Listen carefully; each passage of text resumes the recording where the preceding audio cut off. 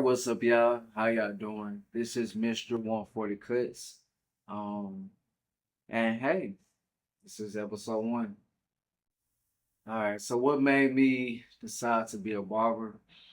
Um, Honestly, I've always wanted to be a barber. Um, the first time that I ever picked up a clipper, I was 16 years old. I was in high school. Um, I was at that point where, I had my friends that were already working and had a car, so they was able to sit here and get a fresh cut. And for me, it was, if I asked my dad or asked my mama for a haircut, it pretty much all even, you know. But I really wanted to look good, especially when it comes down to high school. High school was a different thing. You had your profiling, your popularity and stuff like that. So at the age of 16, I just started to cut my hair. You know, I first learned how to shave my face. Due to the school policies that you couldn't sit here and have a beard, so I sit here and I was just shaving my face. And I'll be honest with you, grabbing the shaver for the first time, it's a lot of marks that finally healed off my face, but uh once I finally got the routine, finally knew how to actually hold the razor right, man, it started to look good. Um, and then from the razor, it came. Then it wound up being the trimmer. I want to make sure that my edge was on point. If I couldn't sit here and just actually cut my hair, a lot of people, especially in high school, they always thought that I had a fresh cut. And to be honest, majority of the time, it was just because my edge was just sharp. So I made sure it was if I didn't cut my hair, I made sure that my edge was on point. You know. Um but as the years went along, I was, probably cut a few friends' heads, cut a few cousins, siblings. Um, and I always kept it in my mind. It was something that eventually I knew that I was gonna go full force in it, and I was gonna really put my heart and soul into it. And to be honest, it was more so about timing, making sure that that I had all my ducks in a row. So when I really put my heart and soul into it, that it was, that I gave everything that I had. And so that's when it wound up being last year. So last year, I was sitting here working in the office, something that working in the office. I was working at a HVAC electric and plumbing company, and it was just heavy on my mind. I was in my office, I was sitting back, and I'm like, man, due to the fact of who I know that I am, I'm a hard worker. I love challenges. I don't give up. I don't throw in the towel. I'm gonna put my all into it. Once I know the knowledge of any business, I can master it. And for me, it's all about repetition. It's all about being consistent. It's always about being sharp. And I want to work in a job where I got to a point where I really felt like I mastered everything and I wasn't growing. And I've gotten to a point, most importantly, last year, I got to a point where I wanted to have a base. I want to leave something. I didn't just want to just work a 9 to 5 anymore, and just have a 401k and just wait till I'm 65 years old. I didn't want to do that. And honestly, that kid, That kid that was 16 years old also thought the same thing about actually planting a seed, actually watering it and watching it grow. Now I can't say over the years I worked different jobs. I worked I worked at a trucking company. I worked as a janitor. I worked as a security guard. I worked in multiple warehouses. And each time that I was in there, I, I did my best. I was sharp. I stood out, but it still was that piece in me that did not feel like I was actually making a legacy. You know, and I'm happy. I'm happy that I had those opportunities. I'm very appreciative that I had those opportunities. And when it came down to last year, most certainly last year, I was very appreciative that I was able to have that opportunity of being in the office and to be able to sit back and reflect and actually see everything right in front of me. Is this something that I can see myself doing for the next 10 or 20 years or 30 years? And I have to look my and then I have to look myself in the mirror and tell myself, nah. And that's when being a barber at that time, I really thought about it. For me as a barber, it's much more than just doing a fade. It's much more than, having the sharpest haircut. For me, being a barber is about, you know, creating a lifetime legacy. You know, anytime that, especially back in the day, anytime that you walk into the barber shop, you know, going to the barber shop is like, for me, it felt like it was like church before church, because you had everybody in there. You had the guys that worked the 9 to 5. You had the college students. You had the high school students. You had the single fathers. You had the dedicated. You had the married men in there. You had the pimps. You had the players. You had the athletes in there. Uh, you had doctors, lawyers. You had everyone, and you even had yeah, and you had pastors in there. You had everybody in there, and it was a mutual ground, where it was laughter and peace, and it was even two enemies, even gang related. Everybody was at the shop, and it was on neutral grounds, and it was no fight or anything like that. And as a kid, every time that I went to the barber shop, I was always fascinated on the atmosphere, that feeling of being able to connect with every person and being able to be on and be able to create an atmosphere that can bring joy and love and peace in people's lives.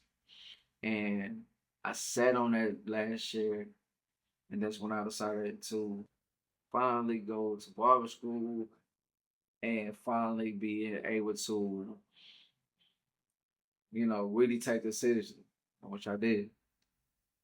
And the experience of, being able to finally make up in my mind to want to become a barber was easy. Easy because I knew who I am. I knew I'm a workaholic. I knew that, you know, I know I'm a people person.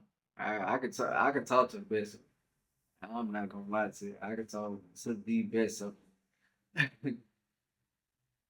but I also know the importance of having a skill. When and I want to be able to get to a point where I can master a skill. And right, and from last year to even now, barbering is that skill that I'm mastering. Um, how I wound up choosing the school. Um, research, a lot of research. Now I grew up in Acres Home. And if you don't know what is Acres Home, I'm from Houston, Texas. Acres Home is on the north side of Houston.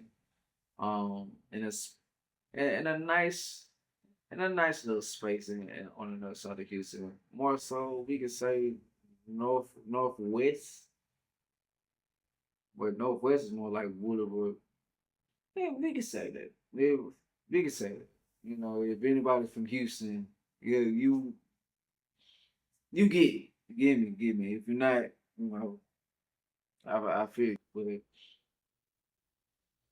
But the first school that I was looking at, um, was Ackerson Barber College.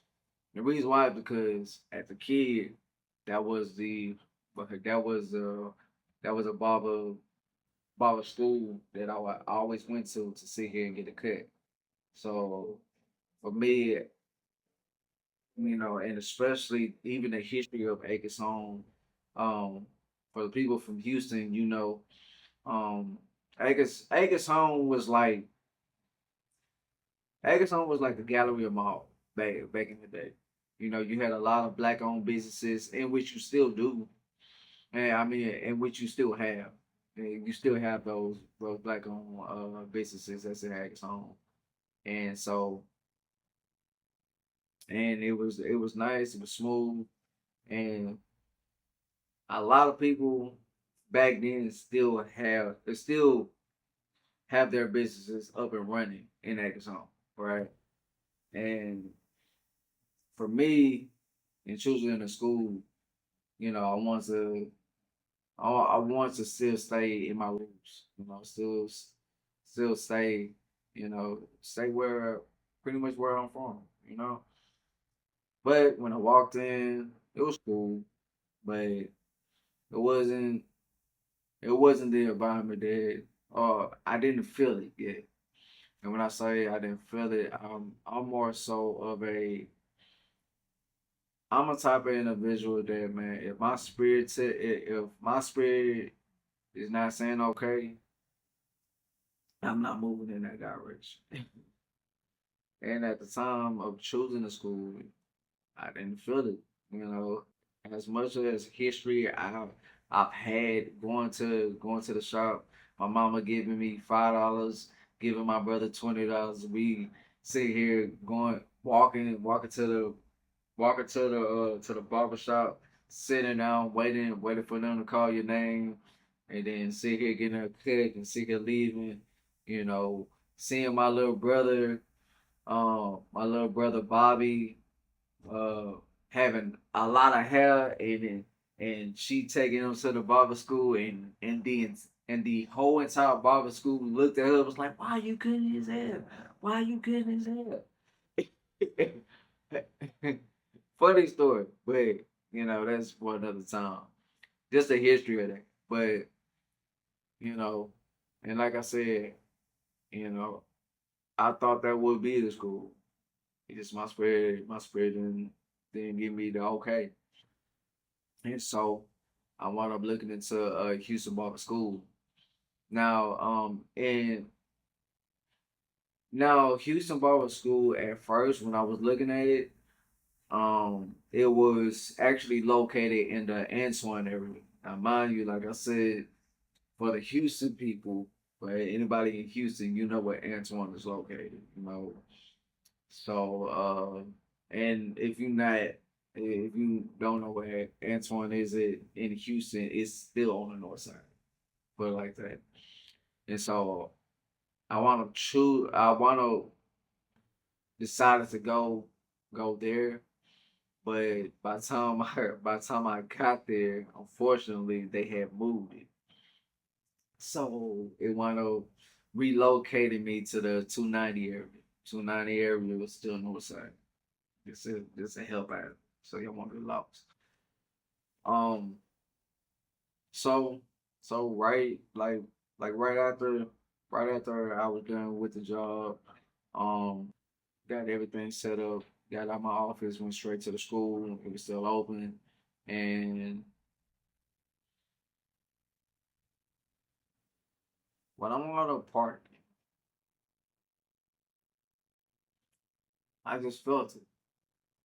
You know, when I'm looking up at the door, and right where the door is at, the first thing that I saw was a man holding clippers, you know, looking down, and right under him, it what I'm saying, wanted to be a boss.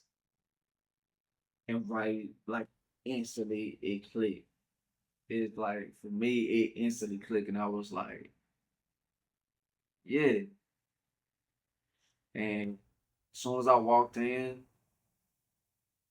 it was like I said, it was like an instant connection. It felt like just like how I felt in choosing a college, you know, where I wanted to go to North Carolina. My dad said it was too far. I wanted to go to Oklahoma. My dad said it was too far. I wanted to go to UT. My dad said it was a party school. I wanted to go to PV. My dad said it was a party school. I wanted to go to Texas Tech. He said it was too far.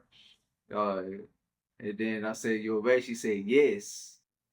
So I was going to choose U of H, but then I still on the Tiger Walk at Texas Southern University. And as soon as I step on the Tiger Walk, that same that same connection, like that same feeling that I felt when I first stepped on that campus, where I just felt legacy, like my legacy is meant to be here. That was the same feeling that I felt going to that school. Like soon as I opened up the door, I just felt I had that feeling, that confirmation in myself to say that this is a school. And you know, for me, I was a little bit different. Like some people, you know, especially the younger cast, some people couldn't do financial aid. And like I said, I went to TSU, but I stopped going to TSU my junior year. While I'm having a child, you know, took some years off. Just wanted going into the work field. That's all I was doing. So all that time of being on financial aid at that time, I literally had a small portion, and I just used that portion, but I had to pay for school. And so I was cool with it. For me, I'm cool with it, you know. And at the time, you know, once I came in, they told me the price, and every month on the 18th, I made sure that I faithfully uh paid for school. And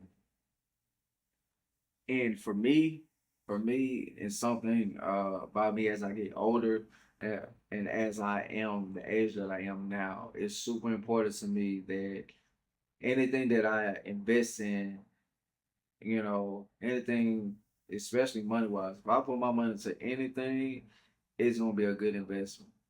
You know, I don't just look at the present. I focus on the future. I focus on what it's going to become. I focus on the build up towards that. You know, if I see that it's not gonna bring um any growth towards me, I tend to back away. And like I said, when I walked into the school, had that instant confirmation that this was a school. I started paying for the school, and when I say from my first instructor, Maria, currently right now, me and Maria, we, you know, regular deal, you know, but which is like that that, that's for the I'll be talking about that in the later episodes. But but yeah, yeah, I'm gonna leave it right here, man. That experience. getting the confirmation, being in school, paying for the school, and just just that feeling of knowing that I was meant to do it. It meant the world to me. I can truly say for the very first time in my life, I am living in my purpose. Now I tell people all the time, like, and what I've realized about myself and what I realized about my purpose. My purpose in life is to serve. My purpose in life is to serve others. And whatever skill, whatever talent, whatever abilities that I have, all of those things is to uh is to fulfill that purpose, and that purpose is to serve other people. And when I walked into the barber school, uh, being able to is being able to talk to every instructor from Maria to my to to to Big Mike to Blue uh to Cass to Miss Nora. Um, I mean, hope I'm not missing a few people. But like I said, there's gonna be other episodes. But I'm gonna just leave it there for right now. But to these instructors, um, being able to connect with these individuals and being able to for those people to have that love for people, that love of having an open heart. Anytime I had a question, anytime that I got stuck in the midst of cutting, anytime that I was a bit confused when it came down to book work, each person gave me a knowledge to help me to expand. And for that, I thank them. So, so hey, this is episode one. This is Mr. 140 Cuts. Hey, you can follow me. You can follow me on IG at Mr. 140 Cuts.